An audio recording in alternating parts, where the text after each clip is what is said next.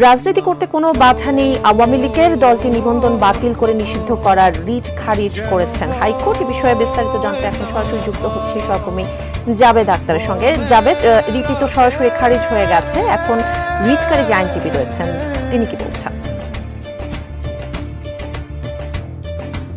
রিটকারী যে আইনজীবী আরিফুর রহমান মুরাদ ভূঁইয়া, তিনি নরসিংদীর একটি মানবাধিকার সংগঠন সারদা সোসাইটি, এই সংগঠনের নির্বাহী পরিচালক। তিনি এর আগেও বেশ কিছু রিট করেছেন এবং তিনি ইন পার্সন এই রিটটি করেন, অর্থাৎ কোনো আইনজীবী থাকে না তার।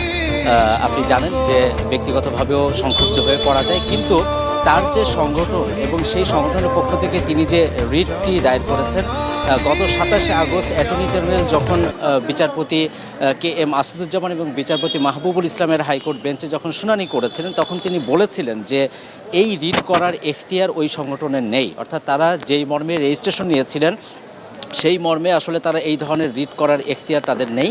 এবং তিনি কিন্তু সেদিন বলেছিলেন অ্যাটর্নি জেনারেল যে এটি তাদেরকে কস্ট বা জরিমানা করা হবে, কিন্তু আজ জরিমানার বিষয়টি আসেনি, কিন্তু আদালত তার রিটটি শুনানি করেছেন। তিনি এখানে ব্যক্তিগতভাবে তার বোন বিভিন্ন সময় পরীক্ষা দিয়েছেন, বিসিএস পরীক্ষা, সেখানে টিকেন, এই সমস্ত বিষয়গুলো আসলে শুনানিতে এনেছেন। কিন্তু এই শুনানি করতে গেলে এত বড় একটা রাজনৈতিক দল, তাদেরকে বাদ দিতে গেলে যে সমস্ত সারকামস্টেন্সেস এভিডেন্স বা যে সমস্ত তথ্য উপাত্ত বা আরও যে সমস্ত প্রস্তুতি তার দরকার ছিল সেটি না থাকাতে এটি সামারিলি রিজেক্ট করেছেন, অর্থাৎ এটি উত্থাপিত হয়নি মর্মে তারা সরাসরি খারিজ করে দিয়েছেন হাইকোর্ট।